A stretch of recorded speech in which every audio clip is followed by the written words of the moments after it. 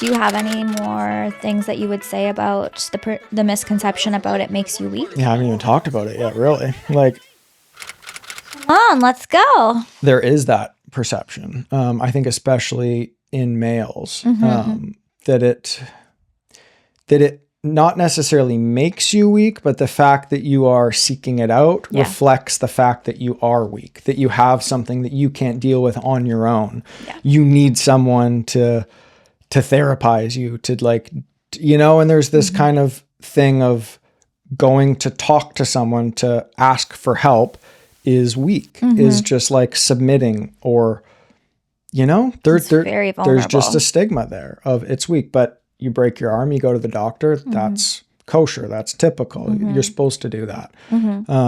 What's another example? Like your spine's out of alignment, go to a chiro. You know, You seek out a professional Yeah. to support you to heal. Yeah, you're tense, get a massage. And I just think there's an idea that the therapy version of that is you're really, really sick and you can't deal with it. You go to a therapist, which can help, but there's also so much more value, even if you're not someone who is struggling every single day with anxiety or suicidal ideation or something like that. You're not on the high end of high risk.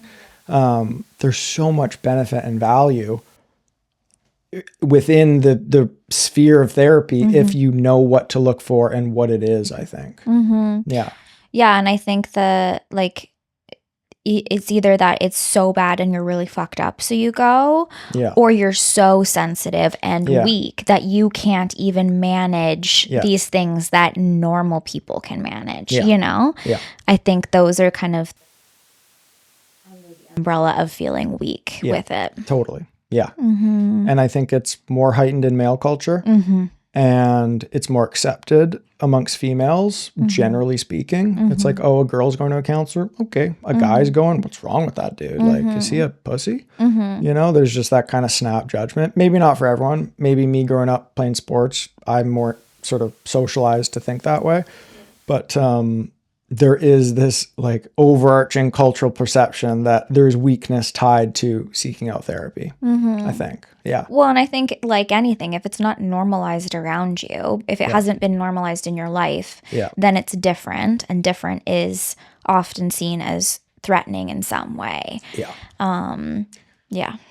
So here's the kicker. It doesn't make you weak. And I think it can make things worse if the therapist is bad, the same way going to a bad doctor can make things worse.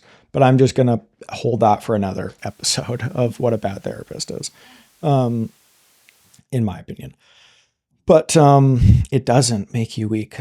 I actually firmly believe it makes you stronger, both emotionally and physically. Like if you even think about crying and the fact that when you cry, you release stress hormones through your tears, which inevitably just improves your sort of overall calmness, quality of life, ability to sleep. Like there are so many ways that therapy, when done in the right setting with the right person, contributes to an improved sense of physical well-being. And I know this sounds maybe macho or stupid, but it doesn't make your punches weaker. It doesn't make your swing slower. It, if anything, makes it harder and quicker.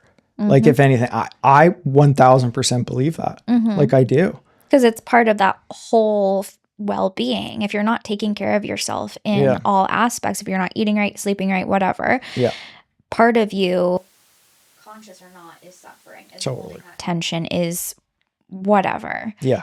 And from a girl, Yeah. speaking from girls, we love when a guy says he goes to therapy. Yeah. Because it just means like, oh, this There's person. another misconception. Girls will think Girls will think so good because it's like, oh, you are comfortable enough with yourself to reflect and go into what's going on. And because we all have our blind spots. We all have challenges in life, no matter what our childhood was like, no matter how life is going currently or in the past. Like there's always something that you can work on, I guess, in a sense, or reflect on for yourself to just be the best version of yourself. Yeah. So I think that's when I hear that someone's going to seek out a counselor, I'm like, oh, they're wanting to have the best life possible. They're wanting to feel their best. I don't see it as like, oh, they're really fucked up. Yeah. But I think that, yeah, it is a big misconception. But girls. Do you think that there are girls who believe that though? Yeah. Yeah. Have you come across them? You don't have to name names, but like. No, I can't think of anyone, but I think like anything, there's like, I surround myself in certain social settings that value therapy or whatever, right? So that's more the people. It is, but I do feel like it's becoming a shift where like women are starting to realize how beneficial it is. Like, you know, you see things about people being like, God, I wish my parents went to therapy, right? Because I'm the one unfixing a lot of stuff. Yeah. I think it's people are starting to see the value in different ways. And so I do think that it can show another level of attractiveness that someone is going to a counselor. But totally, I think that there's. What about when a male cries? What's your love when this is a hard one to sink in for guys, and still with me, like letting myself cry around you, and have been going to therapy now for probably almost 10 years on and off, and being a counselor and being very comfortable with crying and encouraging it in others, and still having it very difficult for me to show it to you, my wife. Yeah. And I don't think I've ever done anything to like shame you, like, because I have no problem with it. No. I mean, that is my most comfortable emotion is crying. So like a little bit. But no, I don't think it's something bad at all. I love this like theory that you have of the people that have really big bags under their eyes are just need to fucking just pent up tears, living like old guys that just have these like pillows under their eyes. It's like that's 20 years of tears that need to come out, you know? Yeah. For the record, I could be completely wrong. I have zero medical training, and I have no understanding of that stuff. I'm probably off, but I actually think there might be something to it. I think it's a funny theory. Yeah, it's a funny theory. People with like super bad guys, especially guys, like I'm like, there's tears in there just waiting to come out. It's like a well. Yeah.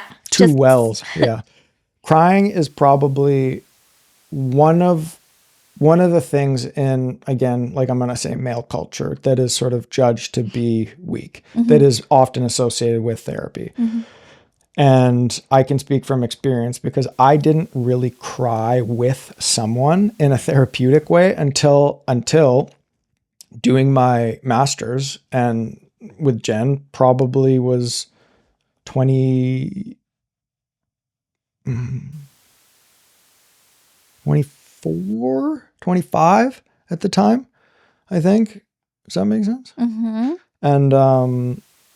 And I would go to supervision every week with her, which we would review our counseling tapes. Yep. And the first time I cried, she brought up something to do, shocker, with my sort of family and my role in it and how that affected me. And I started kind of like, I was getting choked up, and then I just let it go. I cried. And I remember leaving her office feeling so much better, just so much lighter. Like, holy shit, I didn't even know that was hard for me. Yeah. And this person allowed me to go there, and I've released it. I get that now, and it makes sense why that's so heavy for me. And there it goes. And I just remember walking down the hallway at that place of work, just being like, what the fuck was that? How do I feel better? Why do I feel so much lighter? You know? And then going back every week, wanting more, and not like trying to, but then sort of shifting my perspective from crying is weak and I shouldn't do it and it has no value to it has legitimate physical value. And maybe because I've played sports my whole life and I'm a little more tuned in to like how I'm physically doing, because it always is like, can I go for a run? Can I do this? Like, how's my body? And I felt so good, and there was no denying it. And I went back to her the next week and I just said, I felt so good after our session, and it was because I cried, and that's so weird to me. And she just looked at me and was like, yeah. Okay. Yes. You know, like, yeah, that makes sense, man. You know, and then like, yeah. And then off goes the fucking train. Like, yeah. in a good way. Yeah. Crying's good for you. It is. And there is something about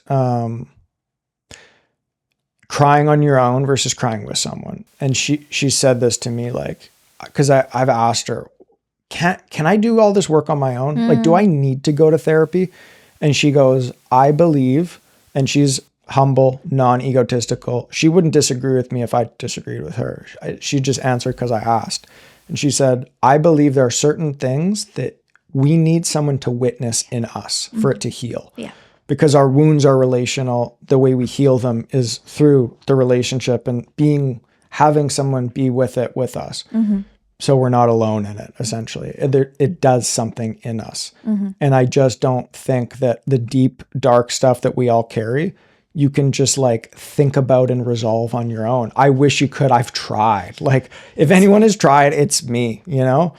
I just think there are certain things that you need to walk through with another person. And yeah, you kind of crying and feeling and processing with someone is different than doing it on your own.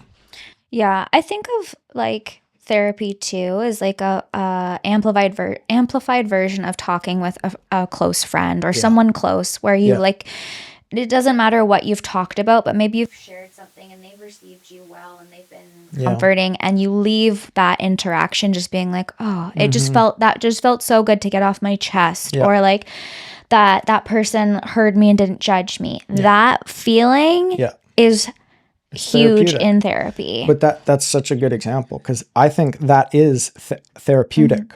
And then you could argue, well, what is therapeutic? And we can dive in, like, that's another one, what does that even mean? Arguably, it's just something that feels good for your system. And that's a perfect example. Like, you go and debrief with a friend about something. Maybe you go through a breakup, you talk to a friend about it, feels really good. They get it. That's therapeutic. On the spectrum of therapeutic, and at the higher end of the spectrum with someone who really knows what they're doing, is highly therapeutic. As opposed to when you go to a shitty person and they make you feel worse, that is anti-therapeutic. That's like damaging. It's damaging. Yeah. You're more traumatizing. Now you have to go to therapy to talk about your therapist. Yeah. Which does happen. Been there. Ugh. I have no idea how good it sounds. That was terrible.